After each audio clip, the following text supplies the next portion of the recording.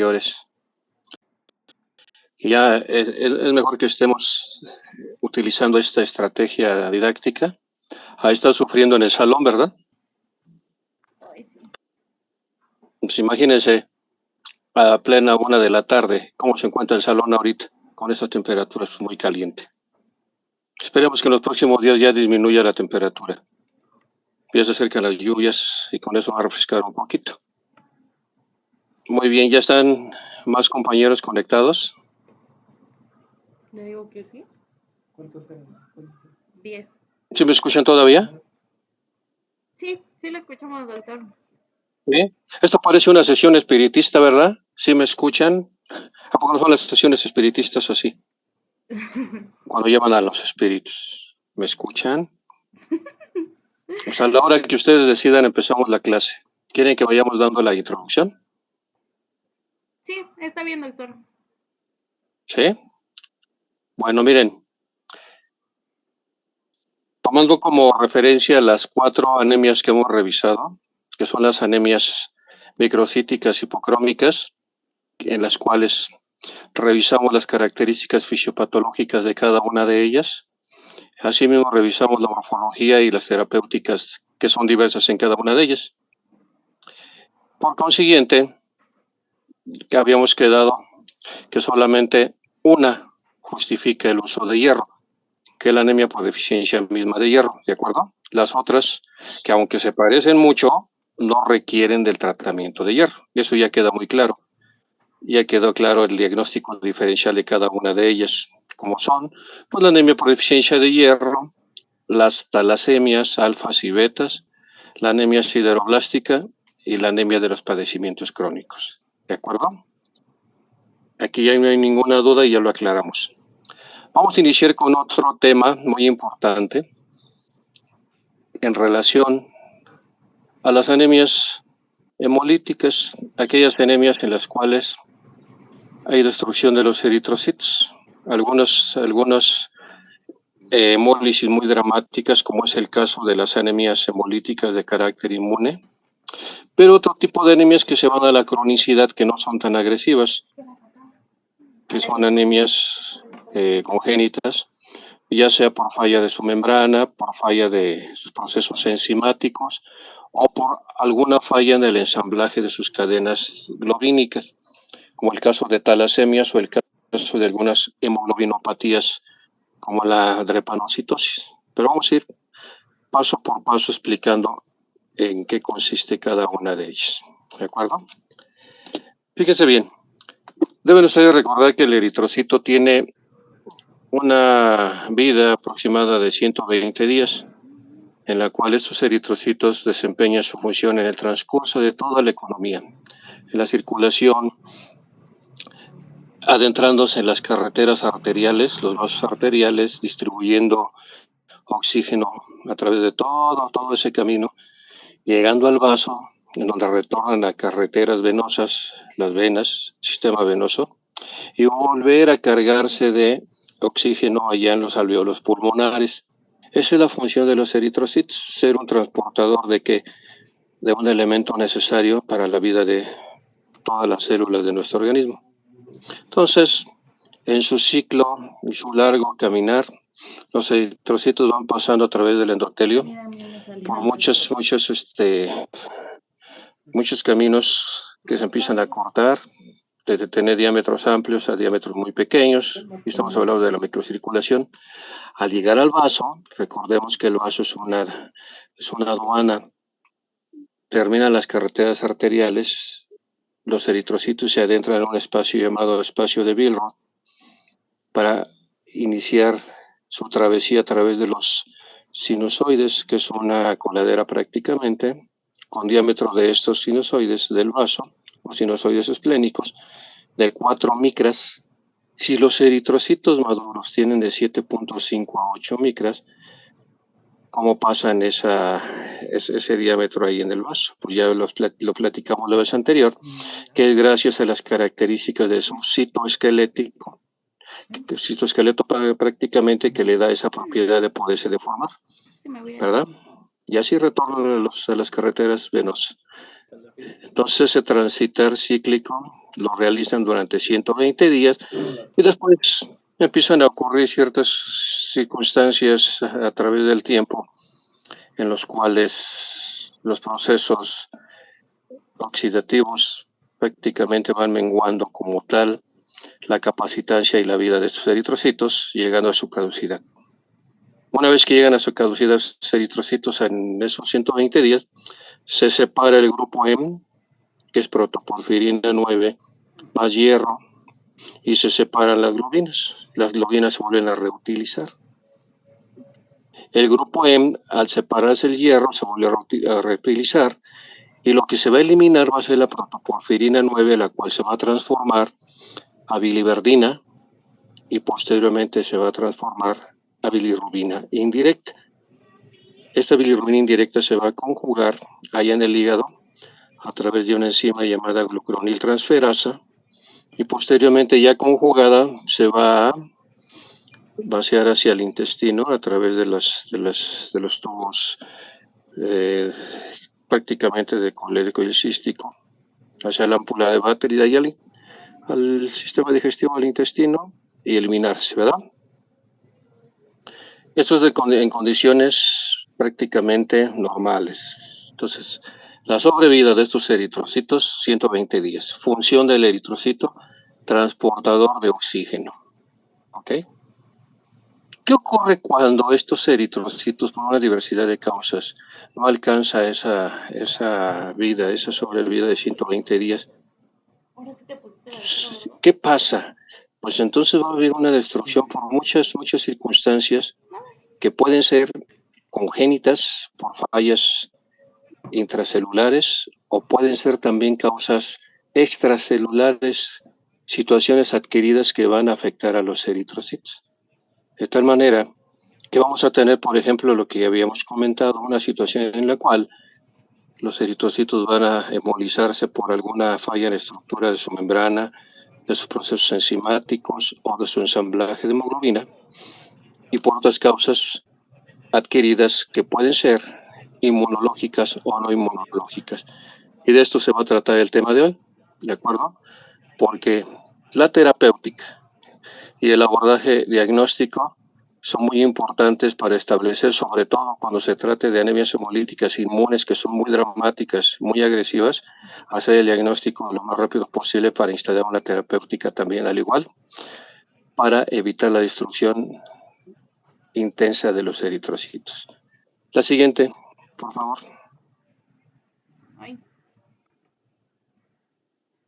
Vean esta imagen.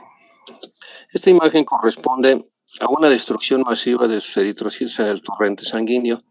Eso es a lo que tenemos miedo los clínicos, a lo que nos podemos enfrentar en alguna etapa de nuestro curso en áreas clínicas o mismo en la población. Nos puede llegar un paciente con una anemia de esas características. Ese paciente se puede morir en cuestión de horas. Es una imagen donde ustedes observan cómo se están destruyendo de forma intensa los eritrocitos por un anticuerpo. Observan ustedes ahí un anticuerpo que se pega a la membrana de los eritrocitos. En este caso es un anticuerpo, una monómero, es una IgG, inmunoglobulina de tipo G, muy agresiva. Pero también vamos a tener anticuerpos de otras características que son pentámeras y algunos que son considerados bifásicos, en el cual en el apartado que le corresponda en el transcurso del desarrollo del tema los vamos a platicar. Ahí hablaremos de procesos inmunes tanto por anticuerpos fríos, por anticuerpos calientes y por anticuerpos bifásicos. La siguiente. Entonces, quedándose con la imagen en su mente, lo que le puede ocurrir a un paciente al cursar con este tipo de trastornos tan agresivos. Entonces, imaginemos que un paciente que previamente está sano y en el transcurso de las horas su hemoglobina puede descender hasta 4 o 3 gramos, pero claro, con datos clínicos significativos, característicos que nos van a hacer sospechar de un proceso emergente en el cual requiere atención oportuna a este paciente. Entonces, las anemias hemolíticas, quiero que lo tengan en cuenta, es una destrucción de los eritrocitos y un descenso importante de la masa eritroide. Y ahí en su biometría hemática ustedes se van a dar cuenta en la parte de la serie roja, en donde corresponde el número de los eritrocitos, cómo estos van a descender de forma importante. Un descenso de la masa eritroide, descenso de la hemoglobina y descenso del hematocrito. ¿Sí? Ahora, aquí no va a haber ningún cambio del volumen ni cambio de la hemoglobina corpuscular media, ni la concentración media de hemoglobina corpuscular. Los valores Winthrop no van a sufrir ninguna anomalía. ¿Qué quiere decir esto? Que morfológicamente las anemias hemolíticas van a ser, desde el punto de vista morfológico, normocíticas, normocrómicas. ¿Queda claro? ¿Pero qué sí se va a ver afectado? Pues el descenso de la masa eritroide, la cuenta de eritrocitos, el descenso importante de hemoglobina y el descenso importante del hematocrito. Entonces, disminución de los eritrocitos por X circunstancias que lo están destruyendo. Va a haber una incapacidad de la médula ósea para poder compensar esa destrucción. Lo que pasa es que la fábrica de la sangre, que es la médula ósea hematopoyéticamente activa, trata de compensar la pérdida, la destrucción de los eritrocitos ahí en la circulación. Y la compensación, cuando tiene esta capacitancia, es enviar a células todavía inmaduras, que son los reticulocitos, para poder llevar a cabo la función de los eritrocitos que están siendo destruidos. ¿Y eso qué quiere decir? Que uno de los puntos característicos de forma indirecta para sospechar de una hemólisis desde el punto de vista laboratorial es la elevación de ¿qué? De los reticulocitos. ¿Ok? Ya vamos agarrando datos característicos. Pero va a llegar un momento en que la médula ya no pueda compensar, va a haber una incapacidad, se va a agotar la médula y ya no va a enviar reticulocitos a la circulación. Es entonces cuando estas anemias se vuelven muy complicadas y sobre todo con compromiso importante desde el punto de vista clínico para el paciente.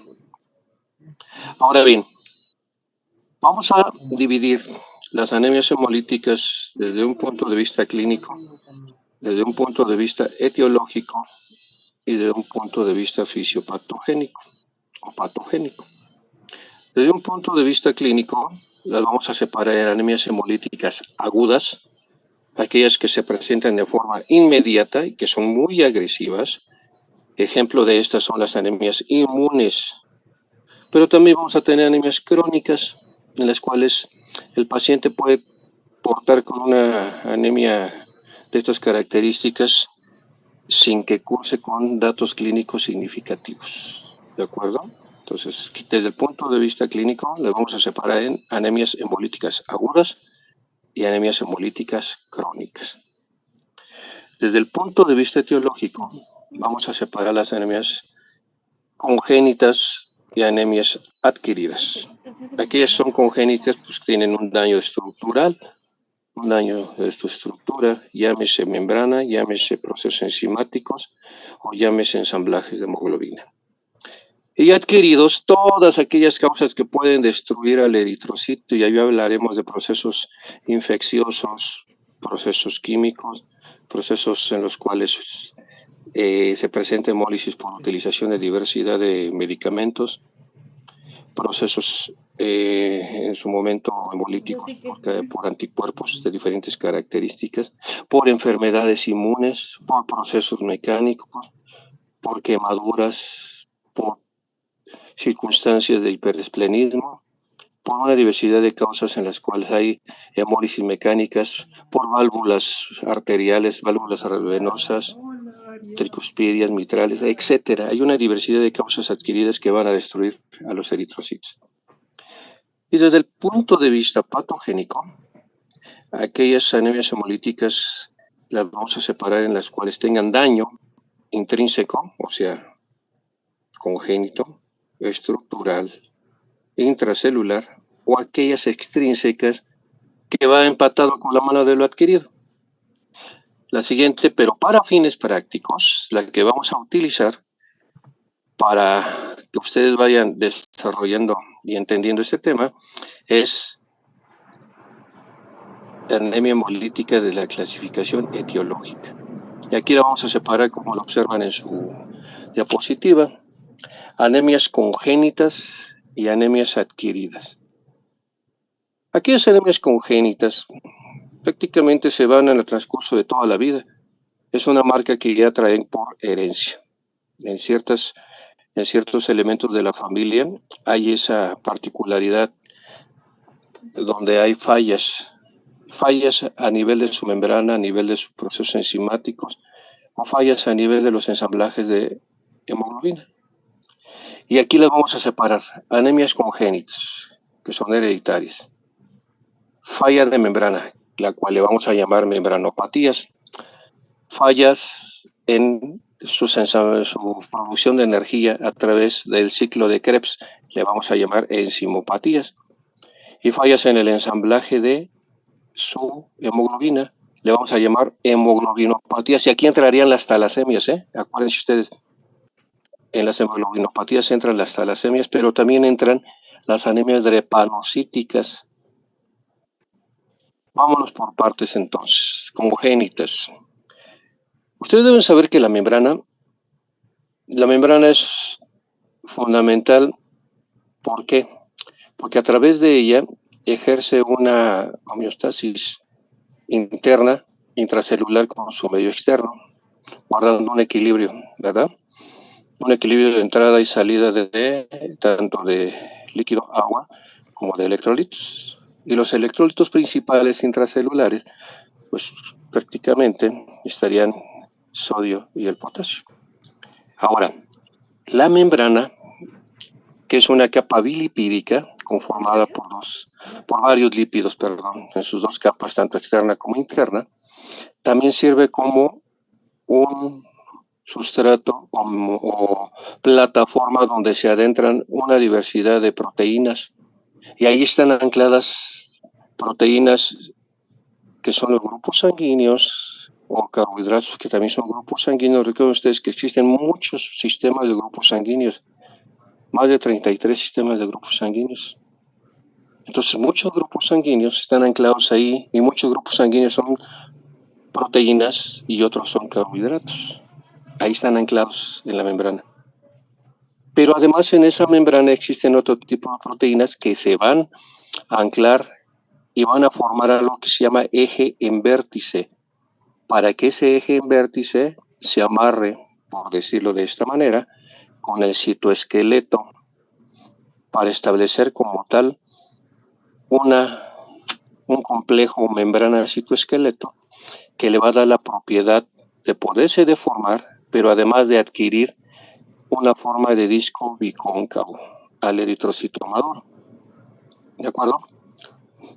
Entonces, de nuevo, las proteínas que se anclan en la membrana para formar el eje en vértice son las proteínas llamadas en banda 3, proteína 4.1, proteína 4.2, anquirina, que se van a ensamblar con la proteína del citoesqueleto, que es la espectrina. Todas esas se van ensamblando en secuencia. A eso le vamos a llamar eje en vértice. Cualquiera de las proteínas que falten por alguna circunstancia congénita, el ensamblaje no se va a llevar a cabo. ¿Y qué va a ocurrir? Que se va a perder ese complejo membrana citoesqueleto, y entonces vamos a tener una anomalía en la forma de los eritrocitos. En lugar de ser eritrocitos en forma de disco bicóncavo, vamos a tener eritrocitos esféricos en forma de esfera, en forma de eliptocitos, como balón de fútbol americano, en forma de dacriocitos, en forma de lágrima, o en forma de granos de café, que son los estomatocitos. ¿Qué es lo que pasó aquí? Pues se pierde el ensamblaje membrana citoesqueleto. ¿Hasta aquí le van entendiendo? Ahí se le vamos a llamar membranopatías. ¿Qué ocurrió aquí? Que cualquiera de las proteínas que participan en el eje en vértice, cualquiera de estas que falte, se pierde ese ensamblaje. Ahora ustedes se preguntaron, bueno, ¿y eso qué tiene que ver? Que se pierda el ensamblaje y que adquieran una forma de disco perdón, de esfera, de estomatocito, de eliptocito. ¿Eso qué tiene que ver? Pues ustedes deben recordar que allá en el vaso, la condición para que atraviesen los sinusoides, allá en el espacio de Bilbert, los sinusoides del vaso, es que se puedan deformar para atravesar esa coladera. Esos espacios donde los sinusoides tienen un diámetro de 4 micras. Entonces el eritrocito tiene que deformar para pasar todos esos sinusoides.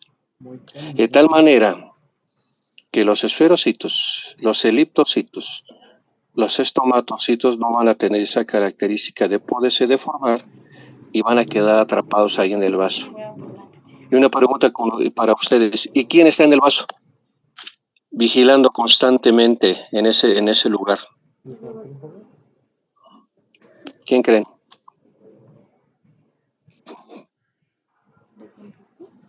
Y va a ser el encargado de destruir a los eritrocitos y por ende va a haber hemólisis. ¿Quién se imagina? ¿Ni idea? ¿Los macrófagos? Los macrófagos, exactamente. Acuérdense ustedes de que uno de los espacios importantes donde participan los macrófagos es precisamente ahí, el sistema mononuclear. Ese sistema mononuclear está representado por la presencia de macrófagos ahí en el vaso. De tal manera que va a haber hiperesplenismo, obviamente esplenomegalia, porque se va a través de la activación de los macrófagos, vamos a tener como tal hiperesplenismo y esplenomegalia. Entonces imaginemos en una anemia crónica, porque es una anemia crónica congénita, en el caso de que el paciente que tenga la enfermedad llamada esferocitosis hereditaria o eliptocitosis congénita o otro tipo de anomalías menos frecuentes como es la estomatocitosis del sur o sureste de Asia, pues los eritrocitos no van a poder pasar de forma adecuada esos sinusoides y van a ser que destruidos por los macrófagos. O sea que los macrófagos se van a dar un festín ahí en el vaso. Y es una de las condiciones en las cuales va a existir hemólisis. Pero además ahí, en las membranopatías, donde cambiaron de forma los eritrocitos, porque se perdió ¿qué? El eje en vértice, ¿no? ¿Y por qué se perdió el eje en vértice? Porque falta cualquiera de las proteínas, ya sea la proteína en banda 3, la proteína 4.1, la proteína 4.2, la proteína llamada anquirina o la proteína espectrina del citoesqueleto. Cualquiera de ellas que falte, no va a existir el ensamblaje membrana citoesqueleto y vamos a tener pues el proceso fisiopatológico por el cual se forman este tipo de características aberrantes de los eritrocitos, esferas, eliptocitos o estomatocitos. Y a esas enfermedades le vamos a llamar esferocitosis hereditaria, en el caso de que se formen esferas, ¿verdad? Eliptocitosis congénita, en el caso de que se formen eliptocitos, o estomatocitosis, en caso de que se formen estomatocitos. ¿Dudas aquí? No. ¿Continuamos? ¿Sí lo entendieron? Sí. Miren, en el caso de las enzimopatías, yo les pregunté alguna vez, cuando los eritrocitos ya están maduros, recordemos que no tienen núcleo. El núcleo lo perdieron en alguna fase de su eritropoiesis, que se llama, ¿en qué fase pierden el núcleo? En la fase de normoblasto ortocromático. Es ahí donde se pierde el núcleo. Sale el núcleo, pero no sale solo, ¿eh? El núcleo va acompañado pues, de los organelos, como son que ribosomas, lisosomas y mitocondrias. De tal manera que el eritrocito maduro no tiene núcleo y no tiene organelos. No tiene mitocondrias, no tiene lisosomas, no tiene ribosomas. Solamente contiene una proteína llamada hemoglobina. ¿Hasta aquí vamos de acuerdo? Entonces, ¿de dónde obtiene energía el eritrocito? Porque sabemos que la mejor fuente de energía es a través del ciclo de Krebs. Y ese ciclo de Krebs se lleva a cabo ¿en dónde? Pues en la mitocondria. Y como ya no tiene mitocondria, pues ya no vamos a tener punto de partida para formar energía a través del ciclo de Krebs. Entonces, de tal manera que aquí lo importante es que los eritrocitos se van a quedar con combustible suficiente que les alcance sus 120 días. Pero además va a tener un protector que es el glutatión, que va a evitar día a día los estragos que causan la oxidación celular. Son puntos importantes que ustedes deben tener en cuenta. ¿Qué ocurre cuando tenemos un defecto congénito en donde faltan dos enzimas y no se lleva a cabo la única fuente para obtener energía en estos eritrocitos? Fíjense bien, la forma en que los eritrocitos maduros obtienen energía es a través de la glicólisis anaerobia, también llamado ciclo de Ender-Magerhof. Glicólisis anaerobia es la fuente en la que los eritrocitos maduros van a obtener 2 ATPs, que es energía que le va a durar por sus 120 días. Pero además vamos a tener la obtención de glutatión, que lo va a proteger de los procesos oxidativos celulares. ¿De acuerdo? Más sin embargo, cuando faltan una o dos enzimas que se comparten en el ciclo de la glicólisis anaerobia, pues no vamos a tener la producción de energía y el glutatión va a estar abatido, disminuido. Y entonces vamos a tener una disminución importante de energía, pero también vamos a tener una disminución de protección ante los eventos oxidativos celulares. Entonces, en estos procesos enzimáticos congénitos vamos a tener un descenso, principalmente un descenso de la glucosa 6-fosfato deshidrogenasa. Glucosa 6-fosfato deshidrogenasa y otra enzima llamada piruvato quinasa. ¿Ok? La más común que puede estar comprometida en una enzimopatía es la glucosa 6-fosfato deshidrogenasa. ¿Y qué ocurre? Pues se ve interrumpido el ciclo de glicólisis anaerobia. Con menor frecuencia puede estar ausente la piruvato quinasa, que también va a interrumpir el ciclo de glicólisis anaerobia. Para fines prácticos, cualquiera de estas dos enzimas que falte, pues no se va a completar como tal la producción de energía. ¿Queda claro?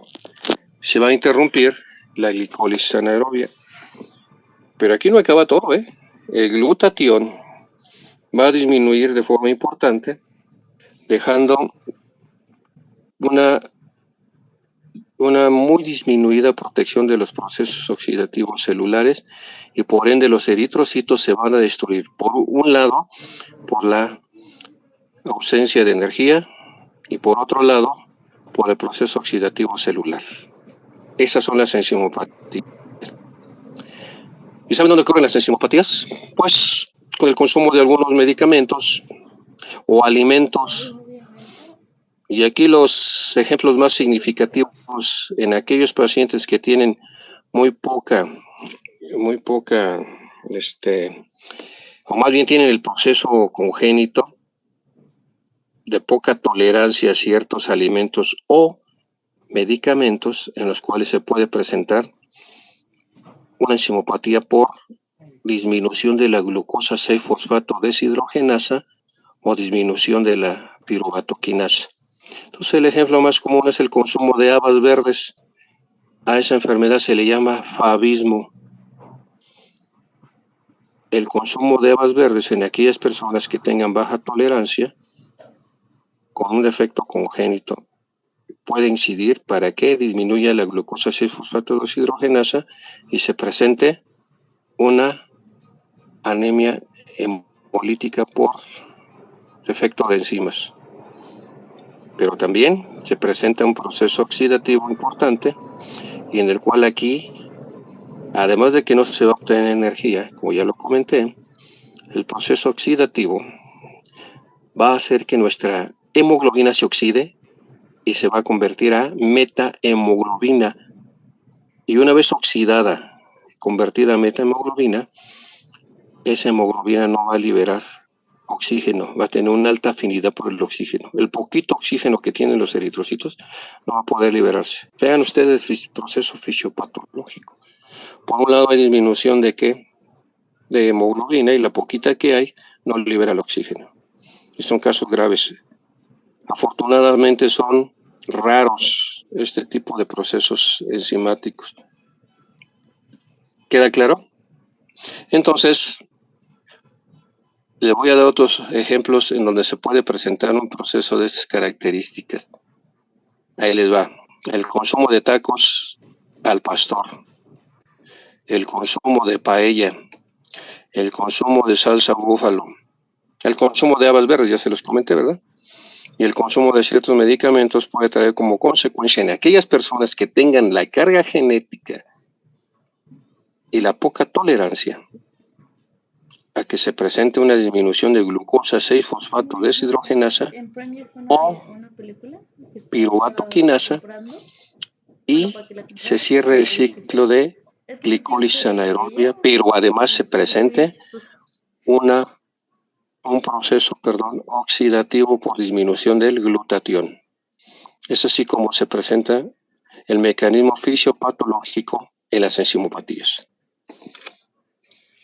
Por último, en las anemias hemolíticas congénitas, llamadas hemoglobinopatías, una de ellas ya la revisamos, son las talasemias. En las talasemias revisamos que faltan globinas, cadenas globínicas. La falla puede estar en el cromosoma, ¿cuál? Las betas, ¿dónde está el problema? Cromosoma.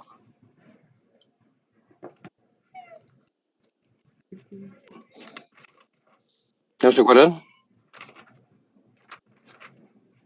En las talasemias beta, ¿dónde está el problema? ¿En qué cromosoma? En el 11. ¿En el cuál? En el 11. Y en las alfa talasemias, ¿dónde está el problema?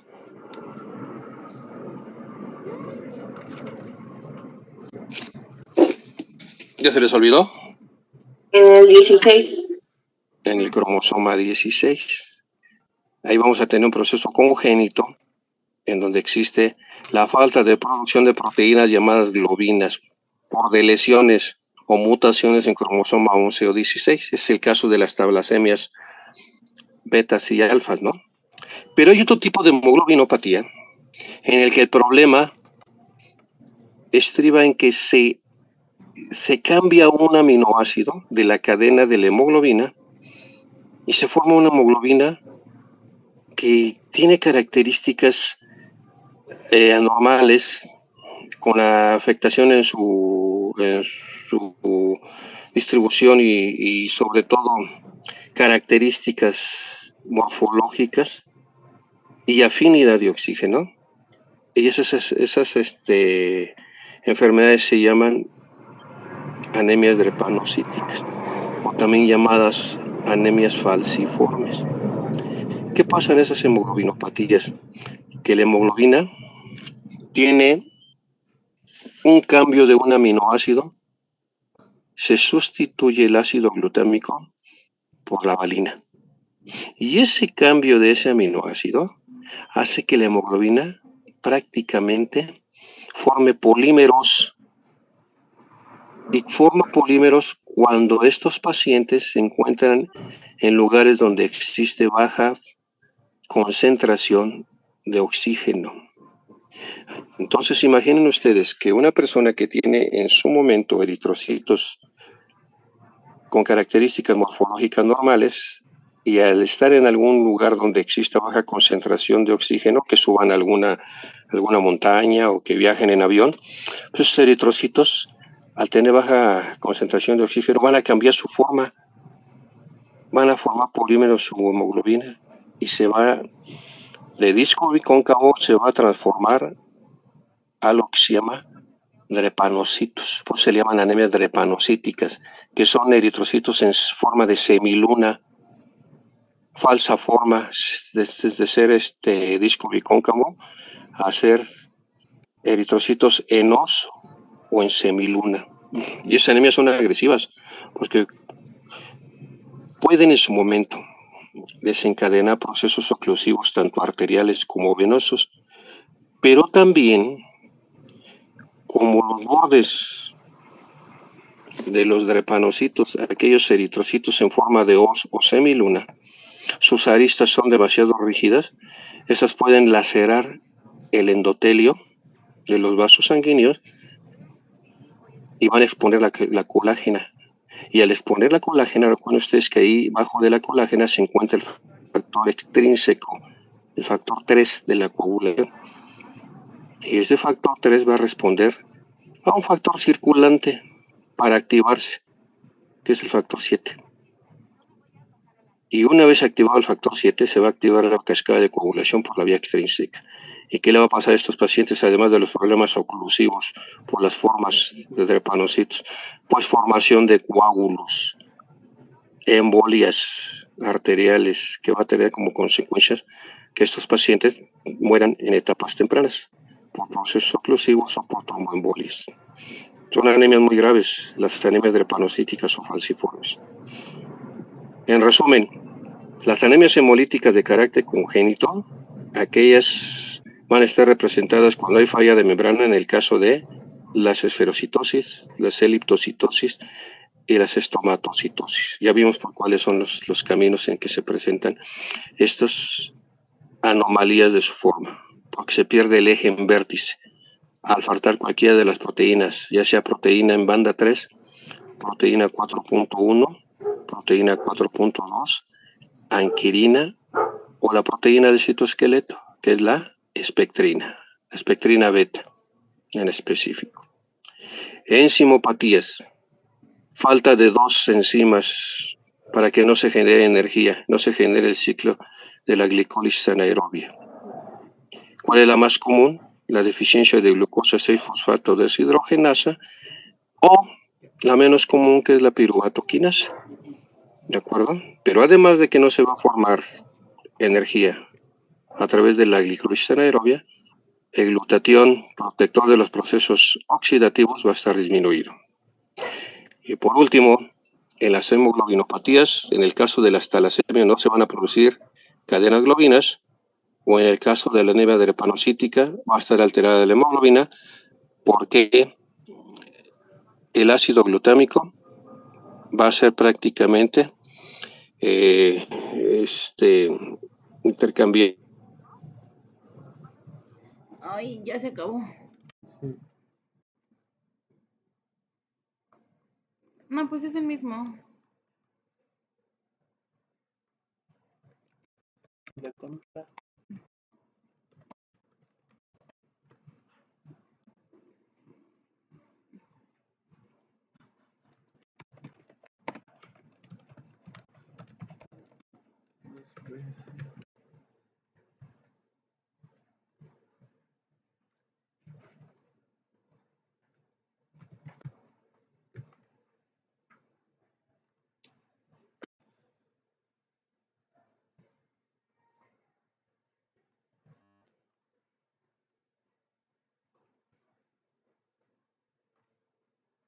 Ay, anda.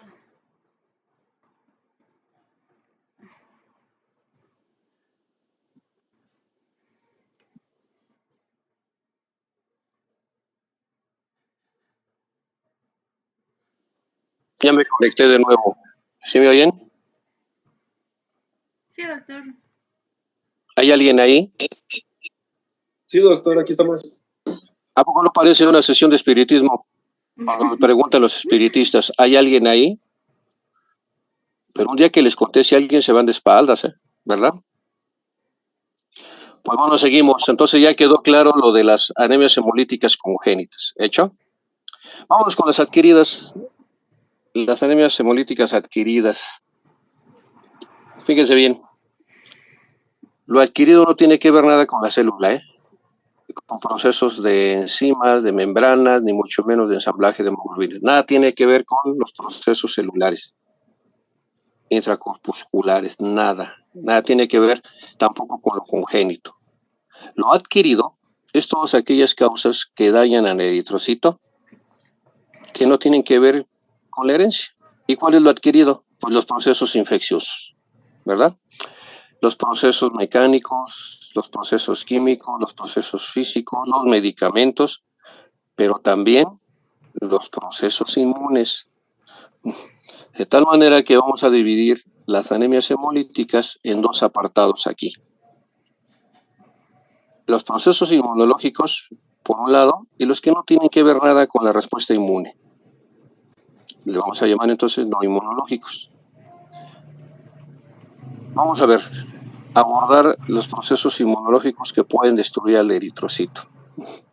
Aquí vamos a hablar de anticuerpos. Y para ello quiero que me digan ustedes qué es un aloanticuerpo, un autoanticuerpo. ¿En qué se diferencian? Sabemos que son proteínas que se forman en respuesta a un antígeno, ¿estamos de acuerdo? Un antígeno extraño que no le pertenece al individuo, al paciente. Es una respuesta del sistema inmune. Todo lo que está fuera de nosotros y que agrede a nuestro organismo y sobre todo al sistema inmune es un antígeno que no nos pertenece. Y la presencia de ese antígeno es capaz de despertar una respuesta. Y esta respuesta es a través de nuestro sistema o mecanismo de defensa, que es el sistema inmunológico. Ahora, se forman estas respuestas a través de anticuerpos. Y los anticuerpos nos defienden, ¿estamos de acuerdo? Pero aquí es muy importante que tengan en cuenta que las enfermedades inmunológicas, en aquellos trastornos o enfermedades inmunológicas, pueden estar presentes anticuerpos que se formaron a través de una respuesta inmune. Y esos anticuerpos puede ser uno aloanticuerpo o puede ser autoanticuerpo. ¿Cuál es uno y cuál es otro? ¿Qué opinan? A ver, ¿qué es un autoanticuerpo? Auto.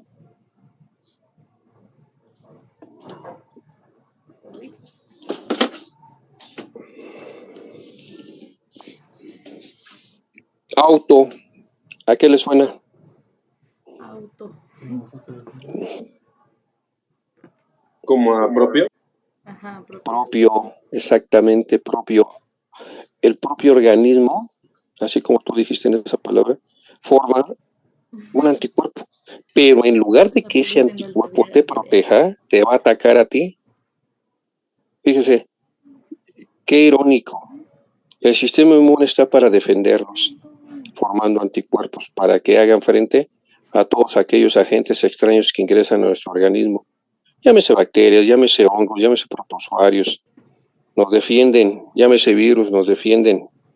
Pero en el caso de los autoanticuerpos, que están presentes en enfermedades oncológicas, cáncer, o presentes en enfermedades inmunes, por decir lupus eritematoso, artritis reumatoide, enfermedad de Miller-Fisher, enfermedad de la colágena, poliomiositis, dermatomiositis, con el síndrome de Sjögren, por ejemplo, o enfermedades en donde existe también muy agresivas enfermedades de piel, que es el pemphigo vulgar, donde prácticamente el paciente por una enfermedad autoinmune se está despellejando. Hay algún anticuerpo que se llama antidesmogleína 3, lo está destruyendo, pero bueno, ese es otro capítulo. Entonces, un autoanticuerpo nos agrede, lo forma nuestro organismo a través de una respuesta, pero ese autoanticuerpo nos va a agredir y puede tener diversidad de lugares blancos, órganos blancos, pero hay unos en específico Ya me cansé. que van a destruir a los eritrocitos. Autoanticuerpos que destruyen eritrocitos. Son las enfermedades hemolíticas autoinmunes. ¿Hecho? Ese es un autoanticuerpo. Y el aloanticuerpo, sin H, aloanticuerpo, ¿qué tipo de anticuerpo es? Ay, ya tengo hambre. Ya quedó el auto, ¿ya lo comprendieron todos? El algo, algo. Lo forma uno y nos agrede. ¿Sí lo comprenden?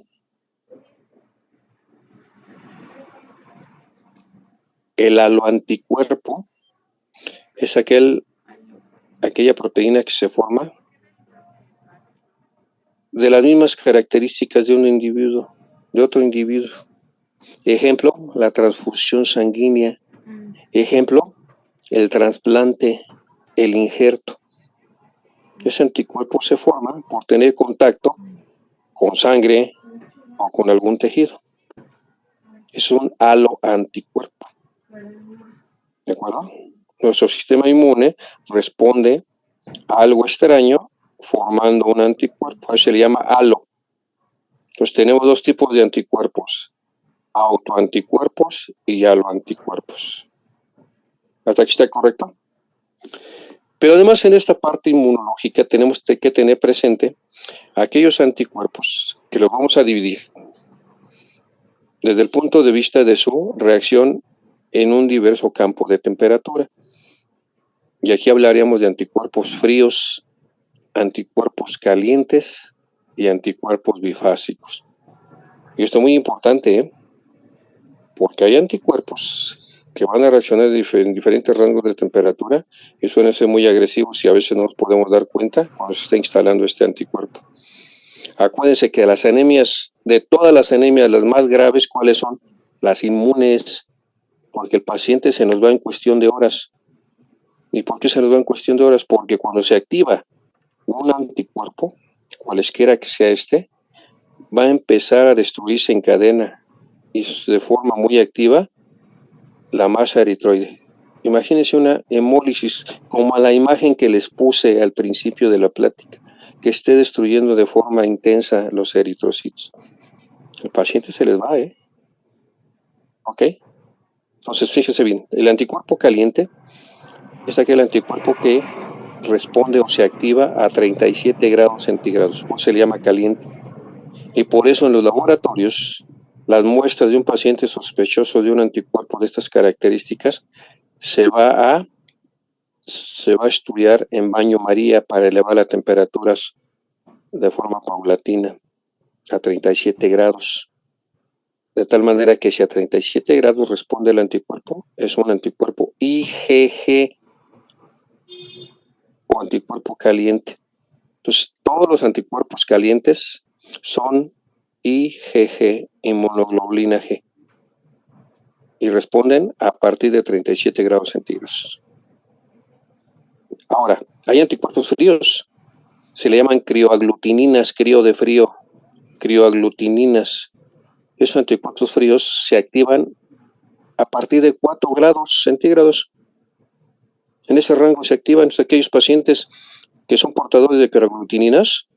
Cuando reciben o viajan a zonas frías, pueden iniciar su proceso hemolítico. O cuando este paciente es portador de crioaglutinina y cuando lo transfundimos, la sangre está en un rango de 2 a 4 grados centígrados, está fría, transfundimos y en ese momento, por el hecho de tener contacto con la temperatura fría, se activa una crioaglutinina. Entonces, el anticuerpo frío es IgM. ¿De acuerdo? Anticuerpo caliente, IgG, se activa a 37 grados. Anticuerpo frío, IgM, se activa a partir de 4 grados centígrados.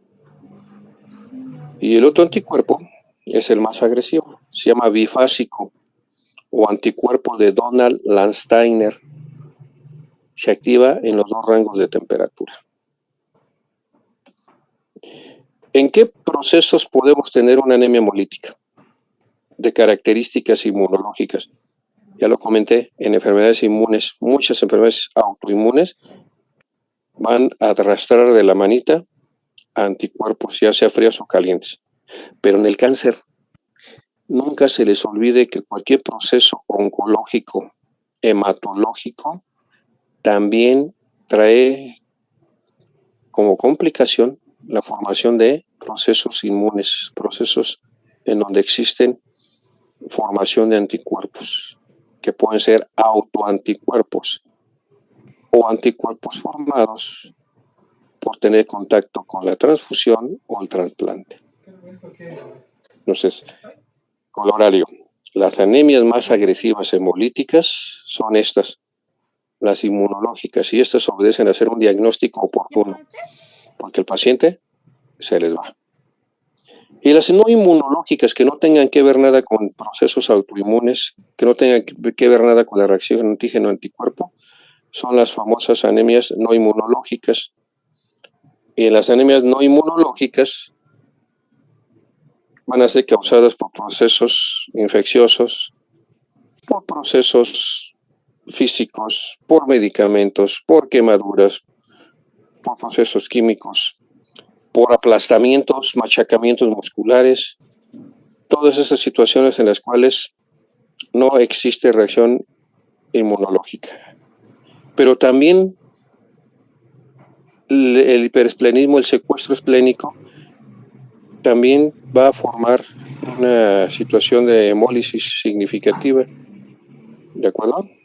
Pero también las prótesis cardíacas, ya sea mitrales o tricuspidias o aórticas, van a traer destrucción de eritrocitos.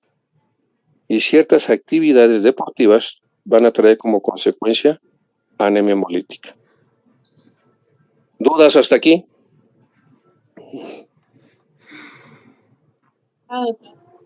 ¿Ninguna? No. Ahora, ¿cómo vamos a sospechar de una anemia hemolítica? Hay que tener presente, dentro de las características importantes del cuadro clínico, generalidades del cuadro clínico. Astenia, adinamia, cambios en la coloración, que pueden ser desde palidez a ictericia. Acuérdense de la ictericia.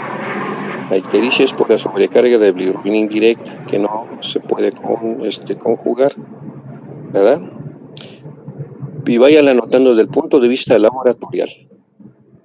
¿Cuándo van a sospechar de una hemólisis? Primero, reticulocitos altos. 2, deshidrogenasa láctica elevada. 3, aptoglobina baja. 4, hemopexina baja. Obviamente, disminución de hemoglobina, disminución de masa eritroide y disminución de hematocrito. Con esos elementos, más el cuadro clínico general, ustedes prácticamente están sospechando de un proceso hemolítico y hay que estudiarlo. ¿De acuerdo? A ver, repitan. ¿Cómo van a sospechar de un proceso hemolítico? Reticulocitos, ¿cómo van a estar? Altos. Hemoglobina, Baja. masa eritroide, Baja. baja. La deshidrogenasa láctica, Alta. alta. La deshidrogenasa láctica indica daño celular, de forma generalizada. También está presente en otras enfermedades, pero aquí en específico lo que nos está informando la elevación de la deshidrogenasa láctica es daño celular. ¿Cuál es el daño celular? Pues la destrucción de eritrocitos, ¿no? Hemopexina, Baja. baja. Aptoglobina, baja. ¿Y qué son la hemopexina y qué es la aptoglobina? Pues son dos proteínas que se forman en el hígado. Cuando hay hemólisis van a estar bajas por una razón. Y ahí les va. Entiendo que la bilirrubina indirecta primero va a estar elevada por la destrucción masiva de eritrocitos. Y acuérdense, cuando se destruyen los eritrocitos, prácticamente se va a almacenar bilirrubina indirecta. No se va a alcanzar a conjugar porque es mucha. Y allá en el hígado no se va a conjugar pues porque la glucuroniltransferasa no se va a dar abasto para conjugar tanta bilirrubina. Porque están destruyendo muchos eritrocitos. Y al destruirse, acuérdense que se separan las globinas del grupo M, se separa el hierro, se separa la protoporfirina 9, la protoporfirina 9 se transforma a biliverdina y luego a bilirrubina indirecta, y esa bilirrubina indirecta le va a dar el color al paciente, color amarillo, color canario, ictericia, Entonces, acuérdense, es un punto importante para sospechar, además los datos generales de anemia. Bilirrubina indirecta elevada, ¿sale? Deshidrogenasa láctica elevada. Reticulocitos elevados. Aptoglobina y hemopexina bajas, como les estaba comentando, son dos proteínas que se forman en el hígado y en formas normales la aptoglobina capta los radicales de hemoglobina libre en la sangre. Pero como hay mucha, porque están destruyendo eritrocitos, mucha hemoglobina libre, pues entonces se agota, se satura y baja. La hemopexina, al igual, capta esos radicales de grupo M libres en condiciones normales que en los eritrocitos caducos. Pero aquí por la misma hemólisis hay muchos grupos M libres, pues también baja. Por eso vamos a tener hemopexina y aptoglobina bajos. Y son datos característicos de que ustedes sospechen de un proceso hemolítico. ¿Dudas hasta aquí?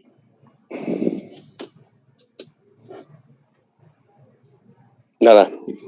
Vamos a adelantar la siguiente. ¿Cómo vamos en tiempo? Vamos bien, ¿no? Continuamos entonces con las anemias, ya dando un breve resumen. Entonces, las anemias congénitas hereditarias van a ser las famosas hemoglobinopatías, donde tenemos problemas de formación de cadenas de globinas o sustitución de aminoácidos en la hemoglobina, ¿no? Talasemias y anemia drepanocítica. Membranopatías, defecto de membrana, la esferocitosis hereditaria o la liptocitosis o la estomatocitosis. Enzimopatías, la deficiencia de glucosa 6-fosfato deshidrogenasa, que es la más común, o la disminución de la piruvatoquinasa, la menos común. Pero además, una disminución importante del glutatión, y ese glutatión nos va a defender de los procesos oxidativos. Acuérdense, cuando se oxida la hemoglobina, esta se va a convertir a metahemoglobina y la afinidad del oxígeno va a ser muy alta, que no va a liberar el oxígeno. Y en las enzimopatías, nuevamente reitero, además de la disminución de formación de energía, vamos a tener oxidación de hemoglobina y el paciente pues va a morir. Adquiridas, que son aquellos procesos extracorpusculares que no tienen que ver nada con la estructura de la célula, pues vemos el hiperesplenismo, ahí el vaso aumenta su actividad, hay secuestro, los mismos macrófagos también participan en la destrucción de eritrocitos, procesos inmunes por anticuerpos fríos o calientes, por aquellos que forman el propio organismo y lo agreden, que son autoanticuerpos, o aquellos aloanticuerpos que se formaron por contacto de nuestro cuerpo mismo con sangre, con trasplantes o injertos. En aquellas anemias adquiridas mecánicas, por problemas que se presentan en las válvulas arteriales, venosas, aórticas, o en la marcha, sobre todo en aquellas prácticas deportivas que es la marcha, que son demasiado desgastantes, se presenta, aunque no significativamente clínica, proceso hemolítico, ¿verdad? Traumatismos, machacamientos, aplastamientos, quemaduras, se presenta hemólisis, procesos infecciosos, pero también hemólisis por uso de medicamentos, ¿de acuerdo? Y hay una anemia muy particular que se llama hemoglobinuria paroxística nocturna, que se presenta la hemólisis cuando el paciente tiene un defecto de membrana. Específicamente tiene un defecto por algunos procesos de protección de membrana. Eso lo veremos en un apartado diferente. La hemoglobinuria paroxística nocturna es una hemólisis que se presenta muy caprichosamente en la noche. El paciente en la mañana está muy bien, orina de características normales, no hay hemólisis. El problema se presenta en la noche. El paciente empieza a orinar color Coca-Cola, hay hemoglobinuria, hay hemólisis. Y eso que tiene que ver con el complemento. Es una forma de protección de la membrana eritrocitaria. Y es una enfermedad que vamos a ver aparte. Entonces imagínense ustedes cuando se les presente un paciente que les diga que en la mañana orina normal y en la noche orina Coca-Cola, pues ustedes van a empezar a caer porque está orinando así, ¿verdad? Y así se le llama, hemoglobinuria paroxística nocturna. La siguiente.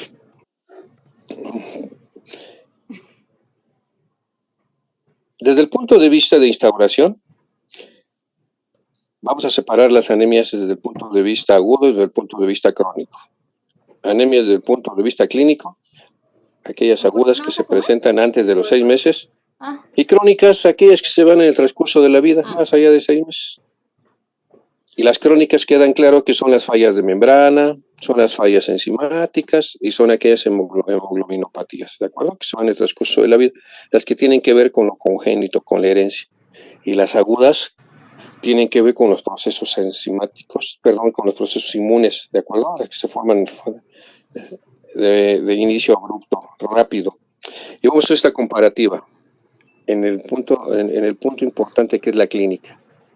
Del lado izquierdo observan ustedes las anemias hemolíticas agudas y en el lado derecho observan las anemias crónicas.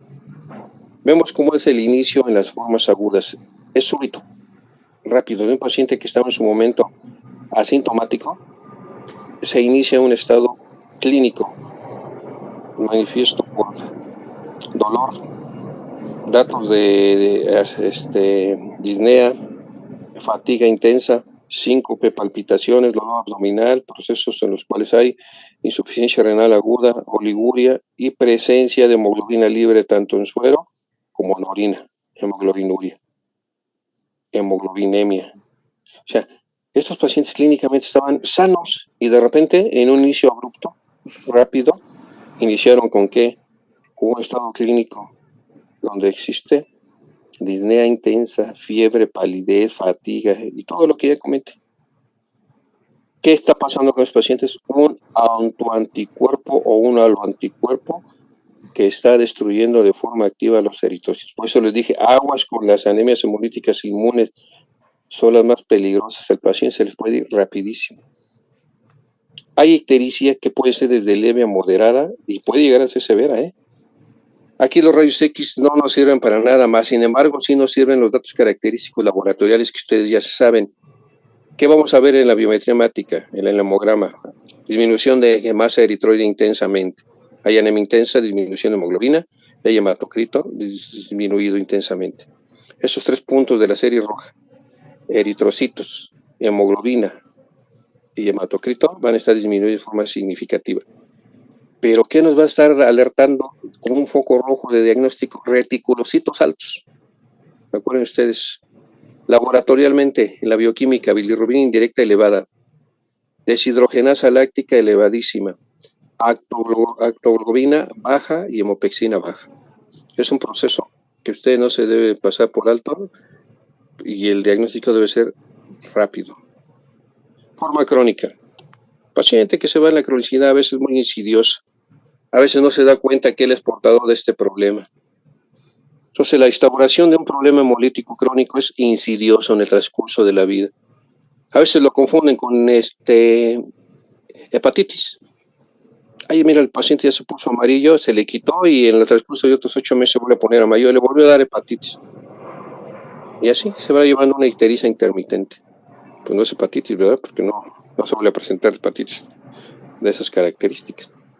Hay ictericia leve, moderada, hay compensación. La clínica, fíjese bien aquí, hay hepatoesplenomegalia en el transcurso de los años, del tiempo.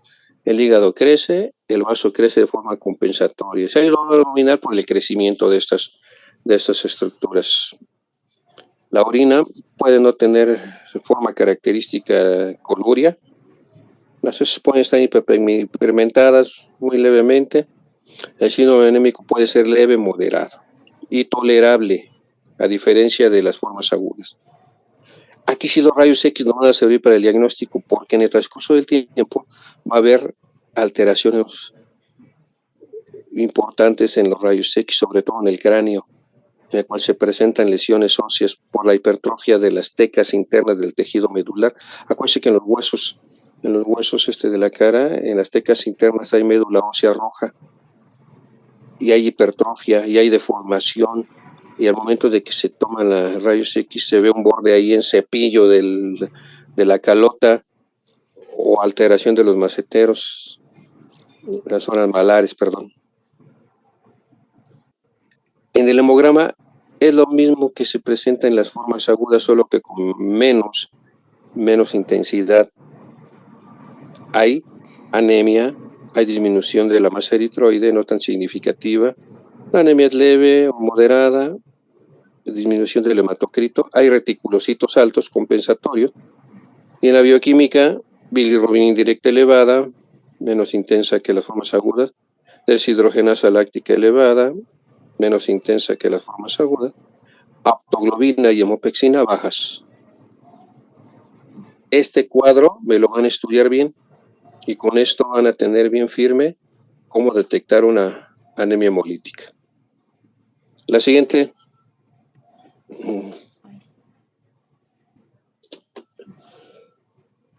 ¿Cómo vamos en tiempo, jefa? Ay, ¿cómo? Vamos avanzando lento, ¿verdad? ¿Dudas hasta aquí? No, doctor. ¿No? ¿Cuánto llevamos de tiempo? Llevamos 1 hora, doctor. 1 hora. Entonces todavía tenemos chance, ¿no? Para que no nos saque el Zoom. Podemos volver a entrar con la misma, ¿verdad? Sí. Sí, ok. Bueno, pues vamos a ver una de las fallas de membrana más comunes. Ya que quedó claro lo anterior, vamos a abordar el problema de la membrana. Vámonos otra vez a las formas congénitas. La falla del eritrocito desde el punto de vista de su membrana. Fíjese bien en esta diapositiva la membrana del eritrocito y vean ustedes esas estructuras que ven que atraviesan esa membrana. Esa es la proteína en banda 3. Ahí tiene el número 3, ¿no? ¿Sí lo observan? Esa es la proteína famosa en banda 3, esa. A ver, indícales en el lado izquierdo. Hasta el lado izquierdo la proteína en banda 3 luego se junta con la 4.2 abajo, por ahí anda la 4.1, allá al ladito está la anquirina, y abajito se une con el citoesqueleto a través de la espectrina beta. Todo eso le vamos a llamar eje en vértice, todo eso. A ver, señálales el eje en vértice. Todas esas proteínas, la banda 3, 4.1, 4.2, anquirina y espectrina beta, todo eso es el eje en vértice. Les dije que cualquiera de esas proteínas que esté ausente en un problema congénito va a traer como consecuencia que el ensamblaje de la membrana con el citoesqueleto que está abajo se pierda. Y al perderse, ¿qué pasa? Pues se va a perder la forma de disco bicóncavo y a la vez no va a tener la propiedad de poderse deformar estos eritrocitos, y estos eritrocitos se van a convertir en esferas, en eliptocitos o en estomatocitos u otras formas aberrantes. Este es el eje en vértice. Grábenselo bien. Y grábense bien las proteínas que van a estar ahí conformando este eje en vértice y que van a ensamblar membrana con el citoesqueleto. ¿De acuerdo? Entonces piensen, cualquiera de estas proteínas que esté ausente, se va a desarmar ese eje en vértice y se va como tal a perder el complejo membrana citoesqueleto. La siguiente. Y al perderse ese ensamblaje, pues se van a presentar ese tipo de formas caprichosas de los eritrocitos. Vean en el lado izquierdo, vamos a tener eritrocitos, algunos todavía normales, pero la gran mayoría en forma de esferas. La de la izquierda es una esferocitosis hereditaria, ¿verdad? Y del lado derecho vamos a tener otras formas en las cuales vamos a tener como tal muchos eritrocitos que tienen otras formas muchos acantocitos, son acantocitos que en forma de espículas, vean ustedes, la membrana está formando espículas, estos acantocitos. Pero vamos a tener otro tipo de membranopatías en forma de disco bicóncavo, perdón, en forma de eliptocitos, en los cuales le vamos a llamar eliptocitosis congénita. La siguiente.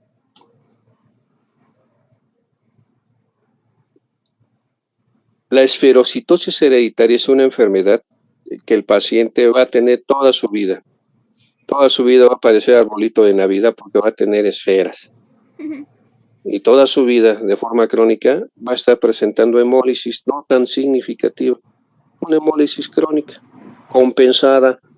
El paciente puede estar amarillo ahorita, se le quita. 2-3 meses se vuelve a poner amarillo, se le quita. Al año se pone amarillo, se le quita. Pues por la presencia de hemólisis significativa, con la presencia de ictericia intermitente. Entonces la anemia hemolítica más frecuente es esta, en la raza blanca, cuando existe defecto de membrana, ¿de acuerdo? Se transmite el 80% como ven en su diapositiva en aquellos pacientes autosómicos dominantes. Se alteran las proteínas de la base de membrana, principalmente la espectrina y la anquirina.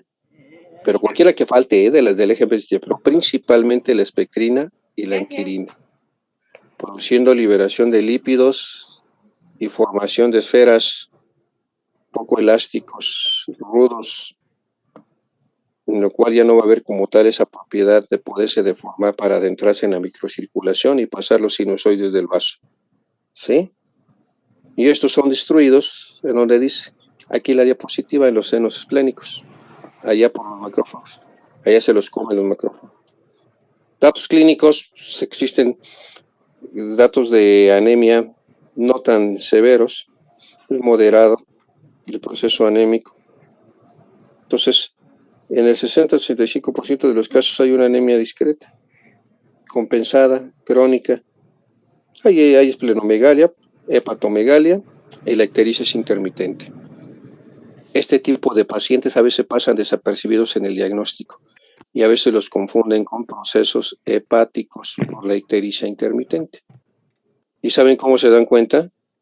Realizándole el frotis a alguien que se le ocurre. ¿Por qué no le hacemos un frotis a esos pacientes? Y yo, sorpresa, ¿qué van a encontrar en el frotis de sangre periférica? Esferas, ¿o no? Siguiente. Entonces, en la esferocitosis hereditaria, que es una enfermedad autosómica dominante, va a haber una alteración en el eje en vértice, un déficit de las proteínas que establecen ya sea la anquirina o la espectrina beta en el citoesqueleto. Pero cualquiera que falte en ese eje en vértice, en banda 3, 4.1, 4.2, va a traer como consecuencia que la permeabilidad de la membrana sea anormal, va a traer como consecuencia que disminuya la capa bilipídica de la membrana, va a traer como consecuencia en la absorción de agua y en la entrada y salida de potasio y sodio, y la célula se va a hinchar y va a perder esa propiedad de formar, y se forman esferas. Esa es la esferocitosis hereditaria, enfermedad autosómica dominante en donde está alterado el eje en vértice. Los pacientes tienen esferas toda su vida. La siguiente. Diagnóstico, morfología. A alguien que se le prenda el foco, teniendo como elemento lo que vimos previamente laboratorial, su biometría hemática, datos bioquímicos, más los datos característicos en la historia clínica, la valoración clínica, vamos a tener como tal esa sospecha de que el paciente esté cursando con un problema hemolítico. Pero como no es tan severo, vamos a sospechar de las partes crónicas que son las congénitas. Entonces, ¿qué vamos a establecer? Ver los procesos morfológicos que presentan sus eritrocitos. Un frotis periférico. Hace la historia familiar, porque varios tienen varios familiares pueden tener la misma enfermedad, pues es hereditaria.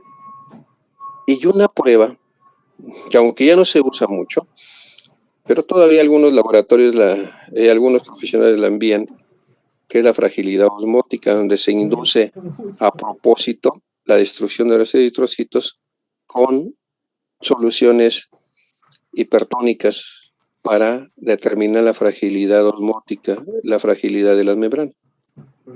Lo que se está utilizando con más convención para hacer discernir sobre el diagnóstico molecular de la fragilidad osmótica es una prueba llamada CUMS, que después se las voy a explicar más adelante cuando veamos inmunes.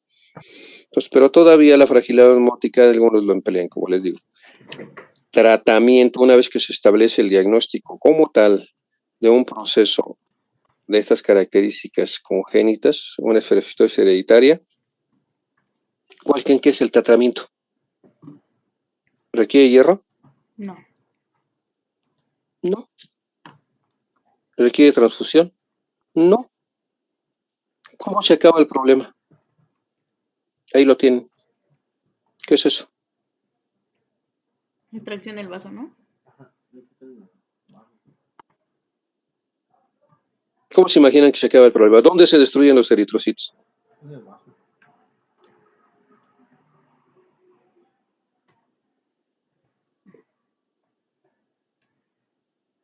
En el vaso. ¿Quién dijo yo? En el vaso. ¿Quién se los come? Macrófago, ¿no? ¿Y qué dice ahí en el tratamiento? Quitar el vaso, ¿no? Sí.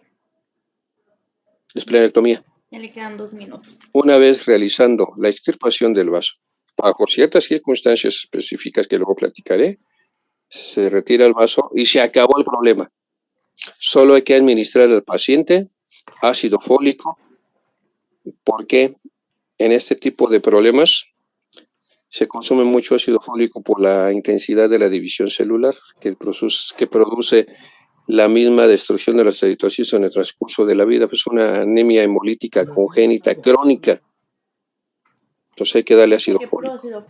Pero el diagnóstico es prácticamente morfológico.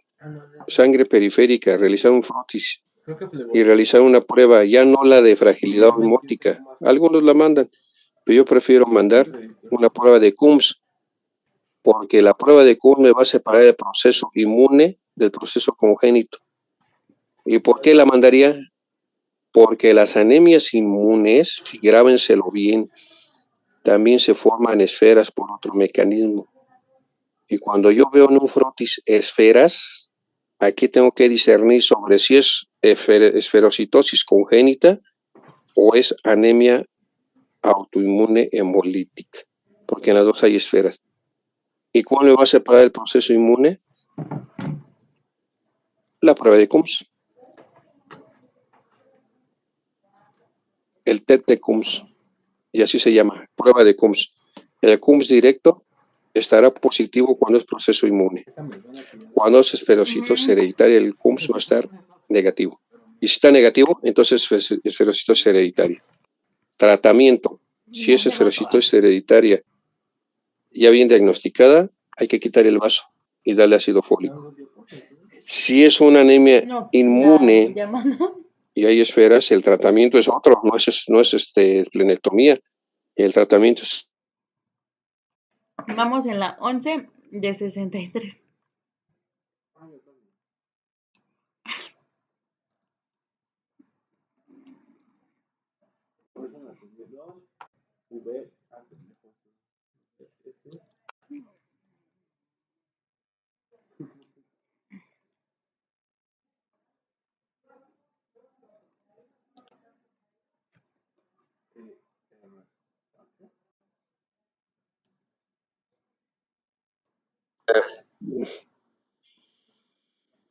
Ya estamos de nuevo, ya vamos a terminar.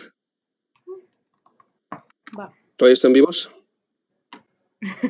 Sí. Ya vamos a terminar. Bien, el tema es largo. Lo vamos a llevar prácticamente en 2 a 3 sesiones. Ya vimos la parte introductoria, poco a poco lo vamos desarrollando. Ahorita estamos en la parte todavía congénita. terminamos de ver la esferocitosis hereditaria, ¿no? Entonces, las personas que cursan con este problema de membrana y son portadores de esferas, de esferocitosis hereditaria, el diagnóstico prácticamente lo vamos a fundamentar cuando sospechemos de un proceso crónico en donde hay anemia e ictericia intermitente. Ictericia que se presenta en diferentes estadios de la vida, con un estado anémico, y se nos ocurre mandarle a hacer un frotis y estudiar al resto de la familia, es porque es hereditario. Una vez que tenemos en el frotis la presencia de esferas, ¿con qué hago el diagnóstico diferencial? ¿A través de qué? De una prueba llamada Coombs, porque con esa prueba de Coombs tengo que discernir si es un problema inmune o no, porque en las anemias hemolíticas inmunes, sobre todo los autoinmunes, se forman esferas también por otro mecanismo. Entonces, para separar lo congénito de lo inmune, hago el Coombs. Si el Coombs sale positivo, es inmunológico. Pero si el Coombs sale negativo, es esferocitosis hereditaria. Y ahí está indicada la esplenectomía. Retirar el vaso. Y está indicado el tratamiento con ácido fólico, por la división celular intensificada a través de la cronicidad del problema. En el otro lado, si es una anemia inmune, pues tengo que tratarla con corticoterapia, con metilprednisolona, con prednisona, o también con otro tipo de inmunosupresores más selectivos cuando no lo puedo contrarrestar con inmunoterapia. Por ejemplo, puedo utilizar metotrexate, vincristina, aciatopina, cualquier inmunosupresor. Aquí el objetivo es detener la acción del anticuerpo de carácter inmune, ¿no? Entonces, es así como vamos a hacer el diagnóstico diferencial. La siguiente. Ya los voy a dejar ir a comer. Vean la morfología. Entonces vemos muchas esferitas. Son rígidas, los esferocitos son muy rígidos. Y esos son los que se destruyen a través del espacio de Birler ahí en los sinusoides esplénicos. Este es el festín de los macrófagos. Los otros logran pasar bien, porque tienen todavía esa propiedad de poderse adentrar en los sinusoides. Pero esos esferocitos ya no. La siguiente. Eliptocitos, rápidamente, fíjense en el mismo problema que ocurre con las esferocitosis. La eritrocitosis hereditaria, vean cómo se forman los eritrocitos en forma de óvalo o balón de fútbol americano. Es una enfermedad hereditaria autosómica dominante. Hay alteración también de la espectrina beta, que es la proteína del citoesqueleto. Esta es la que ensambla la membrana con el citoesqueleto. Pero también vamos a tener una deficiencia de la proteína 4.1, donde se desestabiliza, como dice ahí, la espectrina, todo ese eje en vértice, desestabiliza la proteína en banda 3 y causa una alteración de la morfología, pérdida de membrana y rigidez de la membrana. La siguiente. Son situaciones hereditarias, hemolíticas, que se van en el transcurso del tiempo, en la cronicidad. Síntomas marcada en anemia leve, ictericia intermitente, hay hepatosplenomegalia. En el frotis, ¿qué vamos a encontrar? Eliptocitos, no sé si los alcancen a ver ahí en su diapositiva, en el cuadrante inferior derecho. Eritrocitos todavía con forma de disco bicóncavo y muchos eliptocitos. ¿Y cuál sería el tratamiento? El mismo que para las esferas. Esplenectomía. Sigue siendo el tratamiento. La siguiente. Enzimas. Acuérdense que las enzimas, en el proceso de enzimopatía, dos enzimas que pueden estar ausentes y no completar el ciclo de la glicólisis anaerobia, que es la única forma de obtención de energía de los eritrocitos. A través de ese proceso se obtienen 2 ATPs y les van a dar como tal la propiedad de tener combustible en 120 días, ¿no? La más común de las enzimas que puede estar ausente es la de la glucosa 6-fosfato deshidrogenasa, es la más común. Menos común puede ser la piruvatoquinasa, pero cualquiera de esas dos enzimas que falten en el ciclo de Enden-Meyer-Hoff, que también se le conoce, o glicólisis anaerobia, cualquiera de esas que esté ausente, pues no se va a formar energía. y no se va a formar glutatión. Y por ende, vamos a tener una oxidación celular, conversión de hemoglobina a metahemoglobina, aumento de la afinidad y no obtención de energía. Entonces, las enzimopatías son trastornos rarísimos que están ligados prácticamente a la herencia sexual en el cromosoma X, como lo observan en su diapositiva, siendo la más conocida y más frecuente la deficiencia de glucosa 2,6-fosfato de deshidrogenasa en los varones que en las mujeres. ¿Hecho? La más rara es la piruvato quinasa, ¿sí? Pero cualquiera de las dos que falte, no se completa el ciclo de glicólisis anaerobia. Siguiente. Entonces, nuevamente para hacer énfasis de ellas, los procesos oxidantes en donde puede existir una deficiencia de glucosa 6-fosfato de deshidrogenasa, que es la más común de las enzimopatías. Fíjense bien, es en el uso de fármacos que oxidan y se presenta una deficiencia de la glucosa 6-fosfato de deshidrogenasa, y los más comunes son las sulfas. El famoso trimetoprim con sulfametoxazol. Al utilizar estos fármacos, al igual puede presentarse una deficiencia importante de glucosa 6-fosfato de deshidrogenasa. La nitrofurantoína, sobre todo, que se utiliza en procesos digestivos o urinarios. Furazolidona, fenazopiridina, también en procesos, es un antiséptico urinario que se utiliza mucho en procesos urinarios. Primaquina, fenilhidralacina. En ese tipo de medicamentos podemos, en aquellos pacientes que tengan baja o poca tolerancia,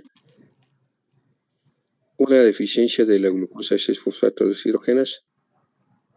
Pero ciertos alimentos, como las habas verdes, que contienen vicina y convicina, o en aquellos pacientes que tienen baja tolerancia, se puede presentar al consumo de habas la disminución de la glucosa 6-fosfato deshidrogenasa, y a esta enfermedad se le llama favismo, como le habíamos comentado.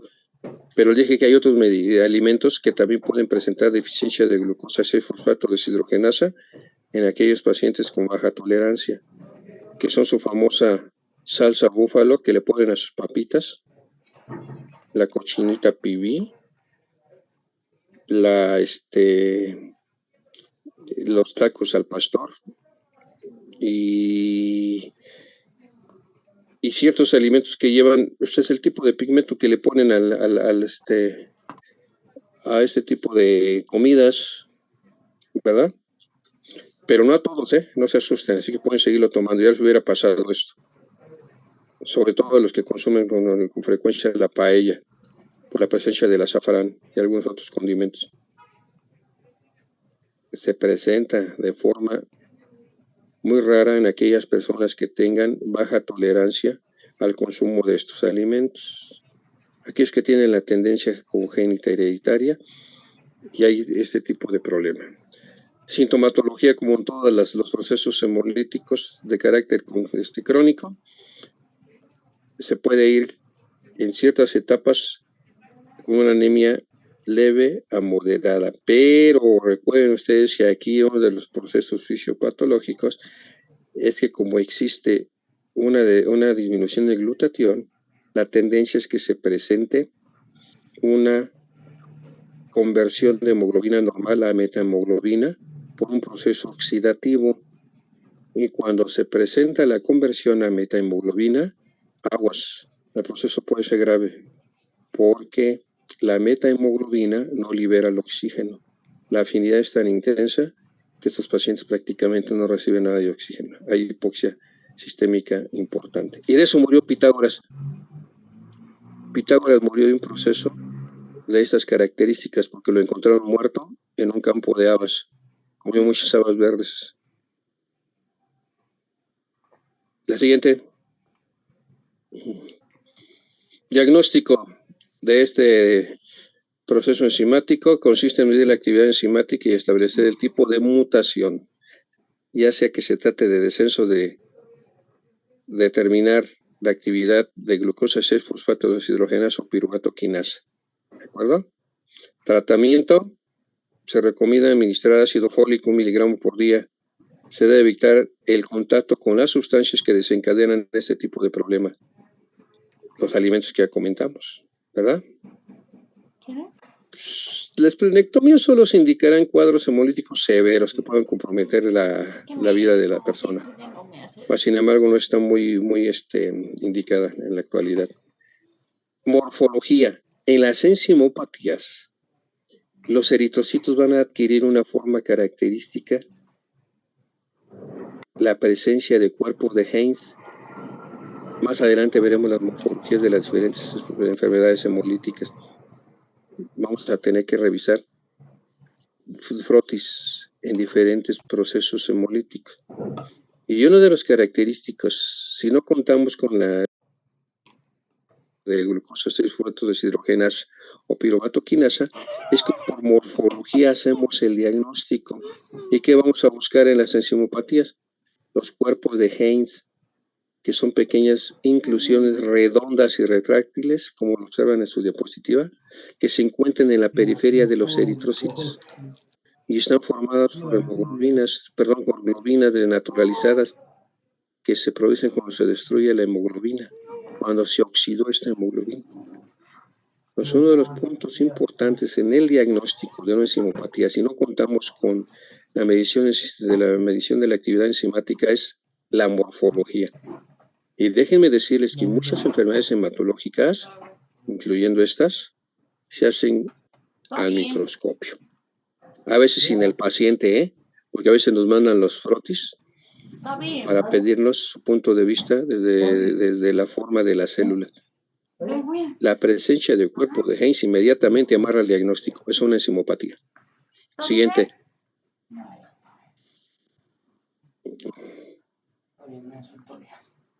¿En la siguiente? ¿Ya se cansaron? Aquí están los cuerpos de Heinz. Ven las inclusiones en los eritrocitos. Si los puedes señalar, ahí vemos ciertos puntitos grandes, pareciesen unos sideroblastos, pero no. Acuérdense que en las anemias sideroblásticas teníamos ciertos puntos, ¿verdad?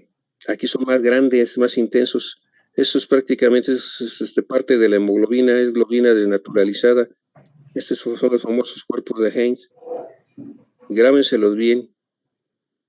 Prácticamente los haría confundirse con una anemia sideroblástica, pero no, porque aquí, acuérdense bien que las anemias sideroblásticas son los puntos que es hierro prácticamente, son más pequeñitos y hay diversidad de estos se encuentran alrededor del núcleo.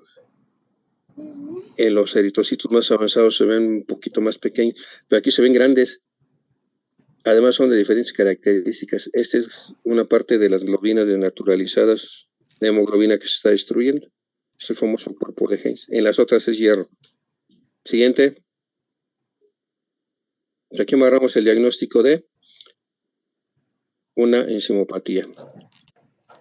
Y ya para no hacer más, y terminamos con las congénitas y quedarán pendientes para la siguiente clase todas las formas adquiridas y demás frotis y demás imágenes. Con esto vamos a terminar la clase. Entonces ya vimos las congénitas, concepto de anemias hemolíticas, membrana, enzimopatía y terminamos con hemoglobinopatía. Si les dije que hay dos, anemia falciforme y talasemia significativas. Existen otras, pero son menos frecuentes. Las más comunes que tenemos en nuestro medio, las talasemias, por una afectación en la formación allá en el cromosoma 11-16 de cadenas proteínicas llamadas globinas, y que ya revisamos el tema como tal. Y la otra, la anemia falciforme o anemia drepanocítica, en el cual existe una sustitución de un aminoácido. El ácido glutámico es sustituido por la valina, y al sustituirse por ese aminoácido, la secuencia de estos aminoácidos va a traer como consecuencia que la hemoglobina ya no sea normal. Esta hemoglobina en condiciones de baja concentración de oxígeno va a cambiar su forma, pues se llama falciforme. Y esta estos eritrocitos de forma de disco bicóncavo se van a transformar a drepanocitos, eritrocitos en forma de semiluna o en os, y esa ¿ya? hemoglobina va a formar polímeros muy rígidos ¿Aboliche? y quedamos que estas aristas de los eritrocitos en forma de os van a lacerar el endotelio, activando la coagulación extrínseca o por la vía extrínseca, porque denudan el endotelio, exponen la colágena y exponen el factor 3 y se arranca la coagulación por vía extrínseca, formando un proceso de complicaciones de trombosis, pero además procesos oclusivos por las mismas formas de estos eritrocitos. Y al paciente le va muy mal. Desafortunadamente, las anemias falciformes y drepanocíticas, desafortunadamente, los pacientes no tienen una sobrevida más allá de la infancia o la pubertad. Y aquí terminamos. Anemias hemolíticas congénitas. En la siguiente clase continuaríamos con anemias hemolíticas adquiridas y todos los frotis. ¿Dudas?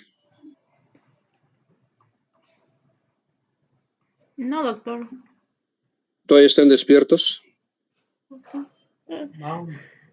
Sí. ¿Hay alguien ahí? ¿Cómo le dicen? ¿A poco no parece una sesión de espiritismo? ¿Hay alguien ahí? Ya no hay nadie. Fíjese bien, si la siguiente semana la temperatura baja, ya estamos más o menos en época ya más fresca la siguiente semana, Y yo, no ya nos creo. vemos en el aula, ¿de acuerdo? Nos mantenemos en comunicación a través de su jefa de grupo. Sí, doctor. Muy bien. ¿Preguntas hasta aquí? ¿Dudas? No, ninguna. Ok. Entonces, de favor, envíales la presentación a cada uno de los compañeros. Buenas tardes y estamos en comunicación para la siguiente clase. Que la pasen bien. Gracias. Gracias, doctor. Bye. Nos vemos. Gracias, igual.